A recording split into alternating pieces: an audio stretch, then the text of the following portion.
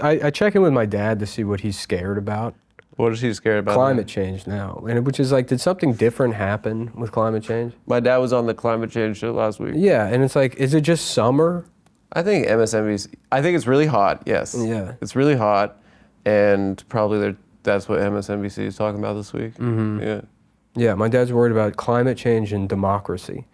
He's like, Donald Trump is taking away my democracy. He's not the president. Yeah, I don't know what the fuck he's talking about. They should chill, dude. They should hang out. Yeah. They should hang out. I'm like, you're just a Fox News guy now. You're old and you just get scared by the TV. My dad thought Vladimir Putin was trying to kill him. It's just like, He thought Putin was in the Kremlin being like, I'm going to kill Max. yeah, right. I'm going to kill that old guy, Max. Yeah. Yeah. They were like just sitting there. Rachel Maddow was just like making them think that their lives were in danger. Well, it's also too, it's like, my dad's not dumb, but like now he's just convinced that like democracy in the United States has been perfect and flawless, that every election has been perfect. We've always had had Senate exists, bro. we've had election integrity. There's never been a concern. And there's no reason to question the elections until Donald Trump, and now Donald Trump's trying to get rid of democracy. He's like, he's going to figure out a way to get back in power and make himself king. I don't understand how they got around killing the president, because that was all of their guy. The boomers, like Kennedy was like, that was their, like, it was pretty clear the government killed their guy, and it didn't really radicalize anyone. Yeah. Everyone just got sad. Yeah. Well, it's fun. I tell you, I read those LBJ books. Yeah. It's like using that as an example. So famously, LBJ stole the 1948 election. That's. Who's that? Dewey defeats. What's 1948? That's the 1948 Senate election in Texas. Yeah. So famously, he stole that one. But in 1941, he ran and lost to O'Daniels, the governor. And it was like the method in which he stole. I didn't know. I mean, I just like, it's one of those things you say. You say like, oh well, actually Russia won the World War II, and then if I said that very confidently while drunk at a bar, being like, actually, Russia won World War II. If you said, oh really, how? I go, I'm gonna get another beer. I'll see you later. I'm tired. I could explain it, but. But I have to get I have penis surgery in the morning, and I need my penis sleep. I need to rest my cock.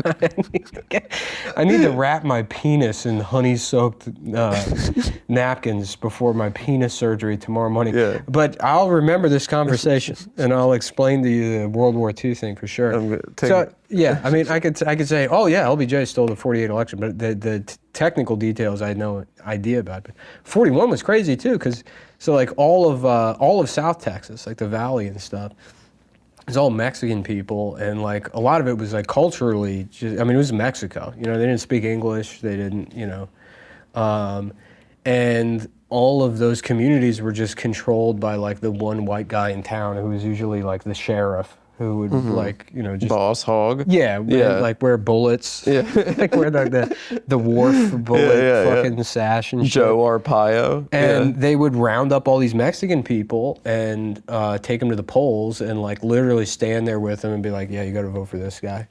And all of those guys, the jefes, were just controlled by like a political boss, like the South Texas political boss. Well, it was like that with immigrants in NYC too, right? Yeah, but it's like pales in comparison to Texas. Really? Yeah. I mean, I guess it's like Tammany Hall back, and you have to go back fucking almost 100 years to see that level of like corruption. I think in New York City, like Tammany Hall, they would be all these immigrants that would come in. They'd say, if you vote for this guy, we'll give you jobs and kickbacks in the government once we have control. Yeah.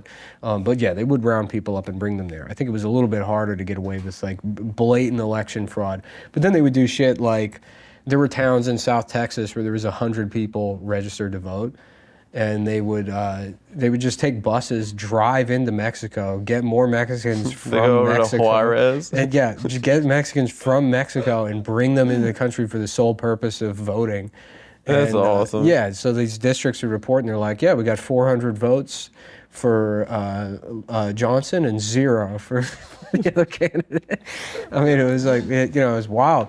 And in 41, LBJ did that. He bought out all the South Texas votes, and it was election day, and the guy George Parr, who was the head criminal who controlled all of these votes. He asked me, he's like, well, when do you want us to report these votes? And LBJ fucked up because he didn't wait, so he showed his hand almost right away.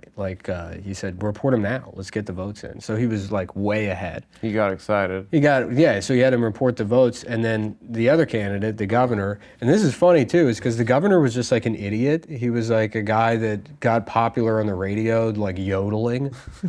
And then he started yodeling for flower companies. The soggy bottom boys. Yeah, right, yeah. And he was just this carpetbagger from Kansas that moved to Texas. Oh, gosh. And he was like, I just sell flour on the radio. And then on the radio, he was like, should I run for governor? And then a bunch of people were like, yes. And then he did, and he won. And he was this beloved governor, even though he didn't really do anything other than yodel. That's awesome.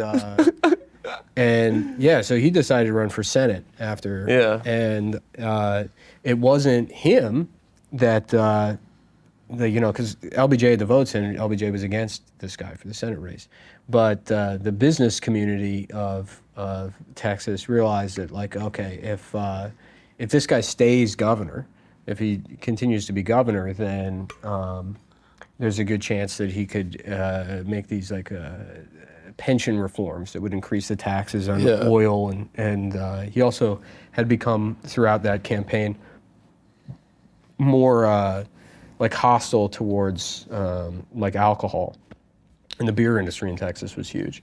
So we're like, well, we got to get this guy out of the governor's office, so we're gonna rig the election so that he wins the Senate race.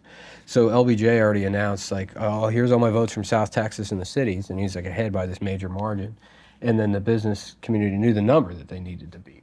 So they went out into East Texas and the I don't know if the Hill Country, but East Texas, and they were like, all right, these are the votes we need. And they just paid out the money, and all these fake numbers came in. But the entire thing, it's the whole thing is just a giant fucking sham. And That's so fun. Yeah, no, it's crazy. That's awesome. Yeah, no, it was literally It's a game. Yeah, no, it was nuts. It was just, it's all just fucking, there's not even a semblance of democracy happening. It's like LBJ being hurt because he announced his didn't stolen. cheat good enough. Yeah, he cheated at he didn't fucked up cheating. Right, exactly. Yeah. Well, didn't Kennedy... And to have that information and then be like, oh, Donald Trump is... Kennedy famously stole the election. Yeah. His dad got all those dead people to vote for him in Illinois. Yeah. This democracy isn't fucking real. It's so sick. Yeah, it's not real at all. But, yeah. But our dads, they should, they're hurting our dads. And that's really what's most important. Yeah. I did go to the Four Promises Park for the first time. I just want to get my dad a Rubik's Cube. Be like, just do this. We got to do something to occupy their time. Yeah. I'm trying to find... I shouldn't have bought him that TV. That's the problem. What did you get him? OLED? Yeah, a couple of years ago. The C9 or something. Oh, the LG? Yeah. You didn't get him the Bravia? No, I got him the LG. Because he's a gamer. The LG is better for gaming. I can't remember why. I tried to put, me, I'm a Sony guy. I know you're a Sony man. Yeah, it was his birthday. I took him to Costco. I'm like, let me get you a TV. I love because he had a 24-inch. It was a computer monitor from fucking 2001, and he's like, I tell you, the flat screen TV. He's talking about it he's like that picture. He's James Bond or something. I'm like, let me get you a real television. Yeah, I think I got my dad a TV 4 years ago, and he was so happy. Yeah, but I got him he was reluctant at first. He was really upset that day. Why? I don't know. He felt like it was condescending or something. My fucking dad was doing that too. Yeah. I took him out for his birthday and he kept trying to see the check. Yeah. I was just like, just give it a fucking break, bro. Yeah. And he's like, this isn't fair. But, if he didn't have that TV, he wouldn't be sitting around watching Rachel Maddow. Yeah.